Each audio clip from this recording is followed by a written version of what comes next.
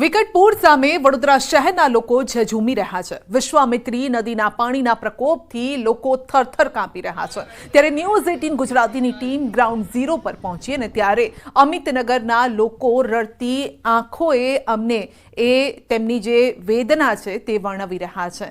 પાણી ઓસર્યા બાદ પણ તંત્ર સંભાળ લેવા આવ્યું નથી। રસ્તા પર અને ઘરોમાં 8 ફૂટ જેટલા પાણી ભરાયા। ત્યારે હજુ પણ અનેક વિસ્તાર પાણીમાં ગરકાવ છે। તો નથી પાલિકા દ્વારા કોઈ મદદ પહોંચાડવામાં આવી કે પછી નેતા પરિસ્થિતિ જાણવા માટે પણ નથી આવ્યા। સ્થાનિકોની આંખમાં આંસુ છે। પાઈ ભેગી કરીને તેઓએ આ ઘર વસાવ્યું અને ત્યારબાદ શું હાલ થયા છે આપ જોઈ શકો છો। એક તરફ સાપનો ડર છે, બીજી તરફ મગરો ફરી રહ્યા છે અને પાણી ઘરમાંથી ઓસરી નથી રહ્યું।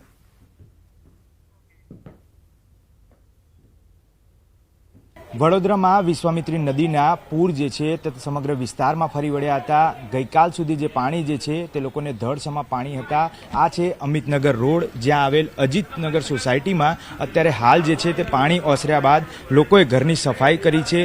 સફાઈ કર્યાની સાથે સાથે હજી પણ છેલ્લા 3 દિવસથી તે લોકોને જમવા સુધીની કોઈપણ પ્રકારની રાહત કે મદદ નથી મળી તેવા પ્રકારના આક્ષેપ પણ થઈ રહ્યા છે।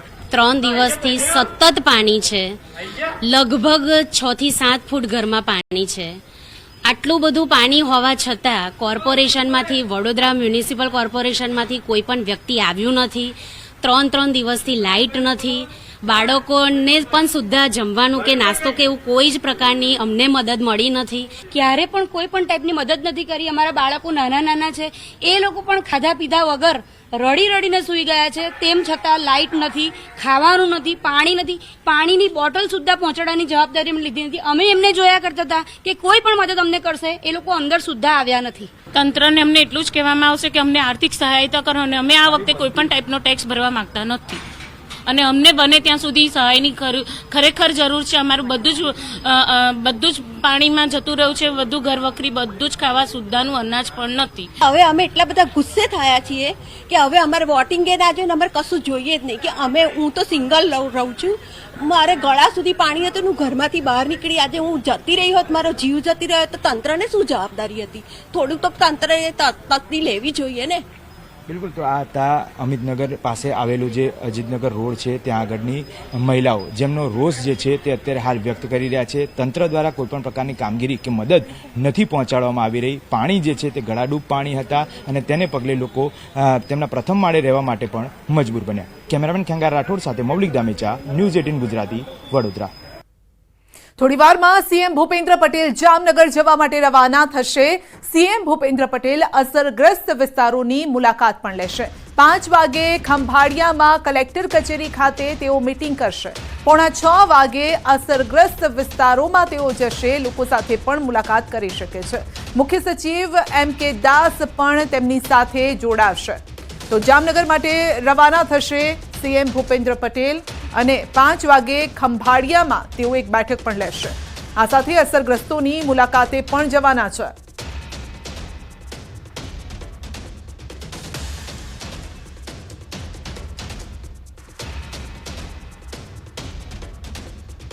તો સીએમ ભૂપેન્દ્ર પટેલ જશે જામનગર, ખંભાળિયામાં 5 વાગે તેઓ પહોંચશે। બેઠક છે, પહેલા બેઠક લેશે, પરિસ્થિતિનો તાગ મેળવશે કે કયા પ્રકારની પરિસ્થિતિ છે, કયા એવા વિસ્તારો છે જે ડૂબેલા છે, જ્યાં મદદની જરૂર છે। જો કે તંત્રએ પહેલેથી જ કીધું છે કે મદદ પહોંચાડવામાં આવે, રાજ્ય સરકાર તે માટે કટિબદ્ધ છે, પરંતુ ટીમો હવે ટૂંકી પડી રહી છે મદદ પહોંચાડવા માટે। વડોદરામાં પાણી ઓસરતા મગરનો આતંક યથાવત છે। શહેરના અનેક વિસ્તારોમાં દેખાયા છે મગર। મકાનના છાપરામાં આરામ ફરમાવતો મગર જોવા મળ્યો છે, જે જોઈને કોઈ પણ ડરી જાય। સવાલ એ છે કે આટલો મહાકાય મગર છાપરા ઉપર, ઘરના છાપરા ઉપર કેવી રીતે પહોંચ્યો? જો કે તેની પાછળ આપ નજર કરશો તો આપને પાણી જ પાણી જોવા મળશે। તો પાણીમાં વિશ્વામિત્રી નદીમાંથી પાણીમાં તણાઈને આવ્યો છે આ મગર અને ઘરના છાપરા ઉપર આરામ ફરમાવી રહ્યો છે।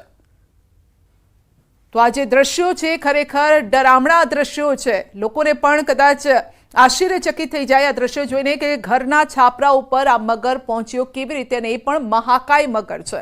વિશ્વામિત્રી નદીમાં 400 જેટલા મગરો વસવાટ કરે છે અને વિશ્વામિત્રી છલોછલ થતા મગરો રહેણાંક વિસ્તારમાં આવી ગયા છે અને જેનો આ પુરાવો છે। આપ જોઈ શકો છો એક માળ સુધી પાણી ભરાયેલું છે।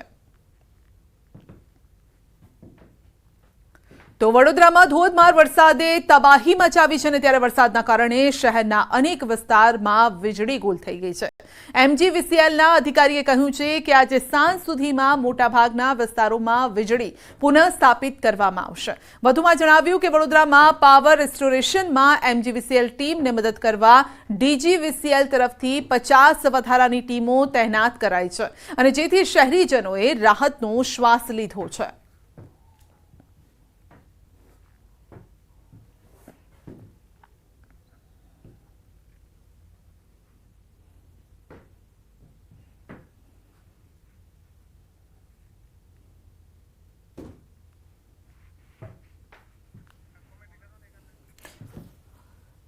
તો વડોદરાના અનેક વિસ્તારોમાં વીજળી નથી કારણ કે પાણી ભરાયેલા છે, માટે વીજળી પૂર્વવત કરતા હજુ થોડો સમય લાગશે તેવું કહેવામાં આવી રહ્યું છે। અન્ય ટીમોની પણ મદદ લેવામાં આવી રહી છે કારણ કે વીજળી નથી, જેના કારણે ઘરના અનેક કામ પણ થઈ શકે તેમ નથી। ખાસ કરીને જેતલપુર રોડ, અકોટાનો આખો વિસ્તાર, અકોટા પોલીસ લાઇન, અલકાપુરીનો કેટલોક વિસ્તાર, દિવાળીપુરા એ ઉપરાંત અટલાદરાનો કેટલોક વિસ્તાર, આ તમામ વિસ્તારોમાં હવે અમે ધીરે ધીરે જે લાઈન વિદ્યુનગર સબસ્ટેશનમાંથી નીકળે છે તેના દરેકે દરેક ટ્રાન્સફોર્મર ઉપર અમારી ટીમ પહોંચીને એક એક ટ્રાન્સફોર્મર ચાલુ કરવાની કાર્યવાહી શરૂ કરી દીધી છે। બુલેટિનમાં આગળ વધીશું। એક નાનકડા બ્રેક બાદ આપ ક્યાંય ન જતા, જોડાયેલા રહેશો ન્યૂઝ 18 ગુજરાત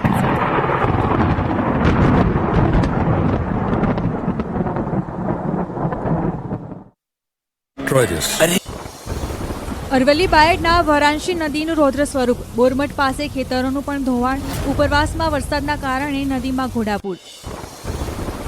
રાજકોટમાં આજી ડેમ થયો ઓવરફ્લો, આજી ડેમ ઓવરફ્લો થયાનો ડ્રોન વિડીયો આવ્યો સામે, રાજકોટની જીવાદોરી સમાન છે આજી ડેમ। જામરાવલના નીચાણવાળા વિસ્તારમાં વળતું 2 ડેમના પાણી ફરી વળતા ભારે નુકસાની, નાની હોડીની મદદથી લોકોને સહી સલામત સ્થળે બહાર કાઢવામાં આવ્યા। ચોતરફ પાણી ફરી વળતા જનજીવન પ્રભાવિત। દ્વારકાના યાત્રાધામ હર્ષદ મંદિર પાસેના વિસ્તારોમાં વરસાદી પાણી ફરી વળ્યા, મંદિર પાસેની દુકાનોમાં પાણી ઘૂસી જતા વેપારીઓને વ્યાપક નુકસાની, પાણીની આવક ચાલુ રહેતા યાત્રાધામ હર્ષદમાં જનજીવન પ્રભાવિત। દ્વારકામાં ભારે પવન સાથે ધોધમાર વરસાદ, હનુમાનજી મંદિર, રાવડા તળાવ વરસાદી પાણીમાં ગરકાવ, છેલ્લા 24 કલાકથી અવિરત વરસાદ થતા સ્થિતિ વિકટ બની।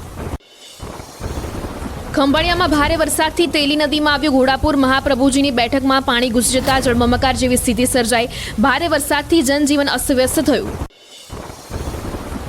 ખંભાળિયામાં ભારે વરસાદથી રસ્તા ઉપર પાણી ફરી વળતા રાહદારીઓ મુશ્કેલીમાં, તિરુપતિ સોસાયટીથી યોગેશ્વર નગર જવાના રસ્તા પર પાણી ફરી વળ્યા, વાહન ચાલકો રાહદારીઓ જોખમી રીતે પસાર થતા નજરે પડ્યા। દ્વારકા જિલ્લાના કલ્યાણપુરાના ભાટિયા શાંતિવન સ્મશાન ગૃહ પાણીમાં ગરકાવ, 20,000ની વસ્તી ધરાવતું ગામ પાણીમાં ડૂબ્યું, ગામનું કેસરિયા તળાવ આખું પાણીમાં ડૂબ્યું, હાઈવે પર નદી વહેતી હોય તેવા દ્રશ્યો સર્જાયા। દ્વારકાના ખંભાળિયામાં ભારે વરસાદના કારણે શહેરના મુખ્ય રસ્તાઓ પર ગોઠણસમા પાણી, ખંભાળિયાના નગર ગેટ, જોધપુર ગેટ સહિતના મુખ્ય રસ્તાઓ પાણીમાં ગરકાવ।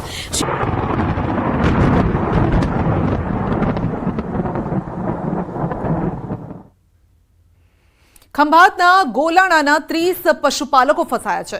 દેવપરા વિસ્તારમાં આ પશુપાલકો ફસાયા છે। કલેક્ટર અને મામલતદારની ટીમ ઘટના સ્થળે ફસાયેલા લોકોને રાહત સામગ્રી પહોંચાડવા માટે પહોંચી છે। તો જે લોકો ફસાયા છે, જે બહાર નથી નીકળી શકતા, પરંતુ તેમના સુધી આ રાહત સામગ્રી પહોંચાડવામાં આવી રહી છે। ભોજન પાણીની વ્યવસ્થા કરવામાં આવી રહી છે।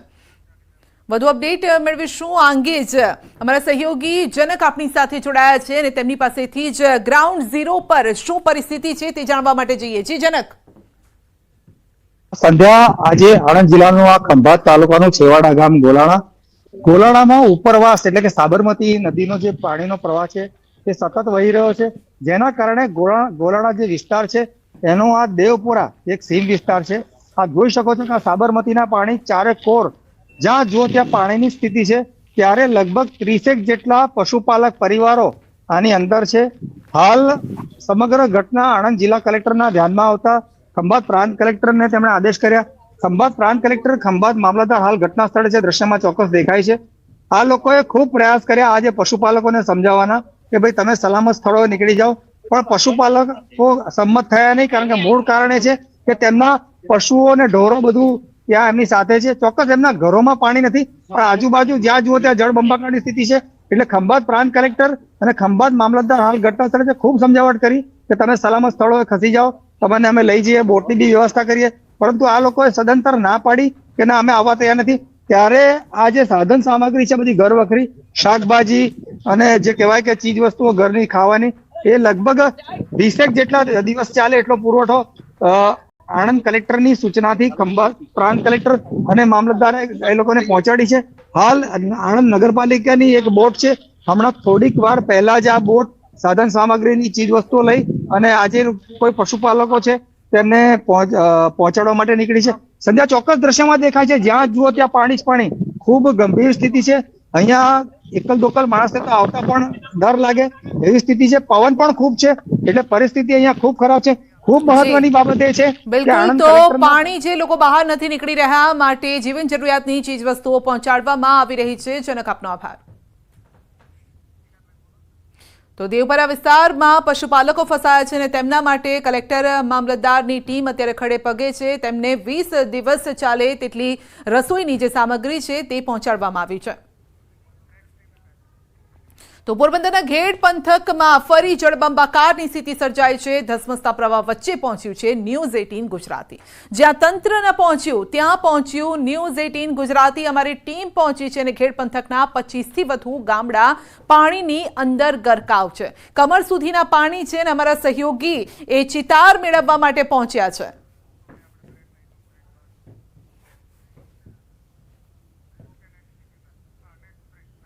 બુલેટિનમાં આગળ વધીશું, પરંતુ હાલ રોકાઈ રહ્યા છે એક નાનકડા બ્રેક માટે. આપ ક્યાંય જતા જોડાયેલા રહેશો ન્યૂઝ 18 ગુજરાતી સાથે.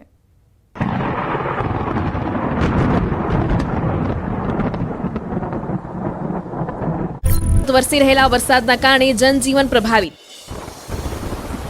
દ્વારકામાં ઇસ્કોન ગેટ હાઈવે રોડ વરસાદના પાણીમાં ગરકાવ. ભગવાન દ્વારકાધીશના દર્શન કરવા જતા યાત્રિકો થયા પરેશાન. ઇસ્કોન ગેટ આસપાસ આવેલી તમામ દુકાનો વરસાદી પાણીમાં ગરકાવ.